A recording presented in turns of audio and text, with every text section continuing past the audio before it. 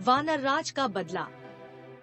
एक नगर के राजा चंद्र के पुत्रों को बंदरों से खेलने का व्यसन था। बंदरों का सरदार भी बड़ा चतुर था। वह सब बंदरों को नीति शास्त्र पढ़ाया करता था। सब बंदर उसकी आज्ञा का पालन करते थे। राजपुत्र भी उन बंदरों के सरदार वानरराज को बहुत मानते थे। उसी नगर के राजगृह में छोटे राजपुत्र के वाहन के लिए कई मेढ़े भी थे।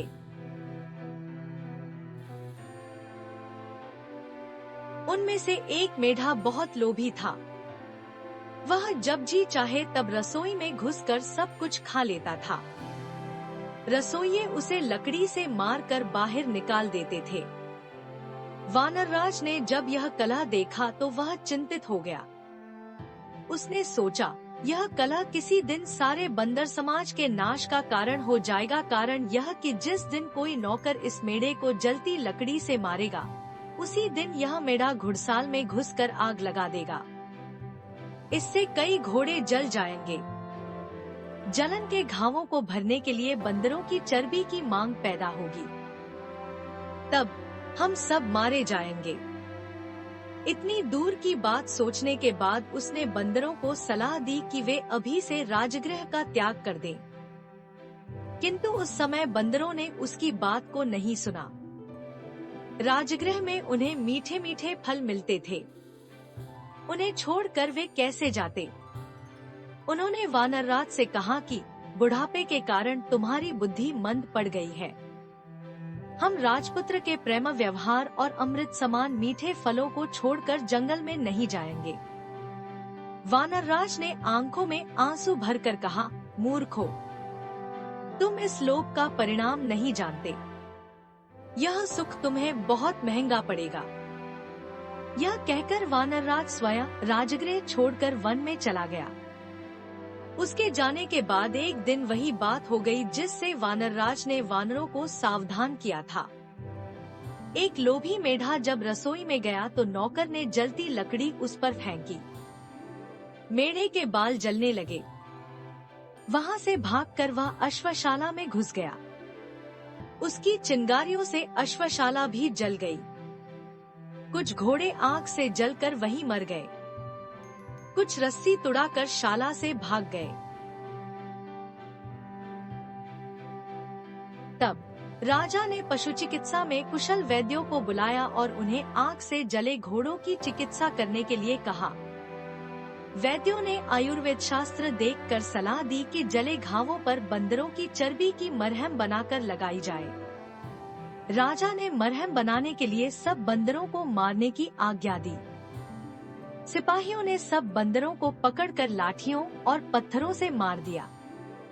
वानरराज को जब अपने वंशक्षय का समाचार मिला तो वह बहुत दुखी हुआ। उसके मन में राजा से बदला लेने की आग भड़क उठी। दिन रात वह इसी चिंता में घुलने लगा।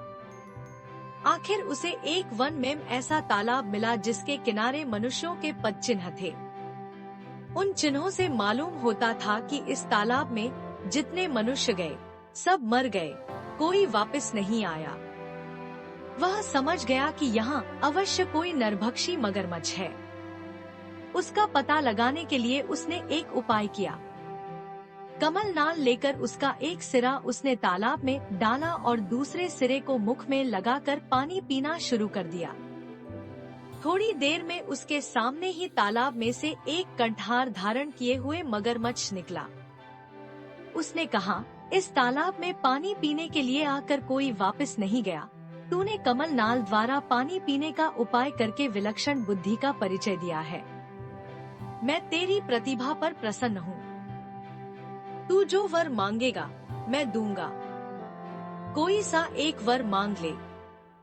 वानरराज ने पूछा, मगरराज, तुम्हारी भक्षण शक्ति कितनी है? मगरराज, जल में मैं सैकड़ों सहस्त्रों पशु या मनुष्यों को खा सकता हूँ, भूमि पर एक गीदड़ भी नहीं। वानरराज, एक राजा से मेरा वैर है। यदि तुम यह कंठार मुझे दे दो तो मैं उसके सारे परिवार को तालाब में लाकर तुम्हारा भोजन बना सकता हूँ। मगरराज ने कंठार दे दिया। वानरराज कंठार पहनकर राजा के महल में चला गया। उस कंठार की चमकदमक से सारा राजमहल जगमगा उठा। राजा ने जब वह कंठार देखा तो पूछा, वानरराज, यह कंठार तुम्हें कहाँ मिला? वानरराज, राजन, यहाँ से दूर वन में एक तालाब है। वहाँ रविवार के दिन सुबह के समय जो गोता लगाएगा उसे वह कंठार मिल जाएगा। राजा ने इच्छा प्रकट की कि वह भी समस्त परिवार तथा दरबारियों समेत उस तालाब में जाकर स्नान करेगा, जिससे सबको एक एक कंठार की प्राप्ति हो जाएगी। निश्चित दिन राजा समेत सभी लोग वानरराज के साथ तालाब पर पहुंच गए। किसी को यह न सूझा कि ऐसा कभी संभव नहीं हो सकता। तृष्णा सबको अंधा बना देती है। सैकड़ों वाला हजारों चाहता है, हजारों वाला लाखों की तृष्णा रखता है, लखपति करोड़पति बनने की धुन में लगा रहता है। मनुष्य का शरीर जराजीर्ण हो जाता है, लेकिन तृष्णा सदा जवान रहती है। राजा की तृष्णा भी उसे उसके काल के मुख तक ले आई। सुबह होने पर सब लोग जलाशय में प्रवेश करने को तैयार हुए। वानरराज ने राजा से कहा, आप थोड़ा ठहर जाएं, पहले और लोगों को कंठार लेने दीजिए। आप मेरे साथ जलाशय में प्रवेश कीजिएगा।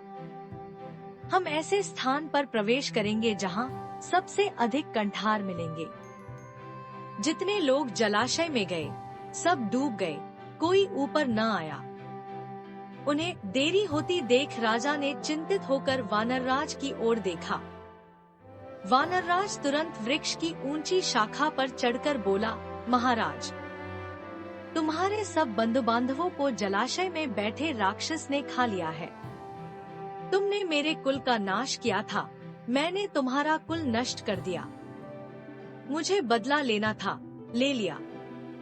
जाओ, राजमहल को वापस चले जाओ। राजा क्रोध से पागल हो रहा था, किंतु अब कोई उपाय नहीं था। वानरराज ने सामान्य नीति का पालन किया था। हिंसा का उत्तर प्रतिहिंसा से और दुष्टता का उत्तर दुष्टता से देना ही व्यावहारिक नीति है। राजा के वापस जाने के बाद मगरराज तालाब से निकला। उसने वानरराज की बुद्धिमत्ता की बहुत प्रशंसा की।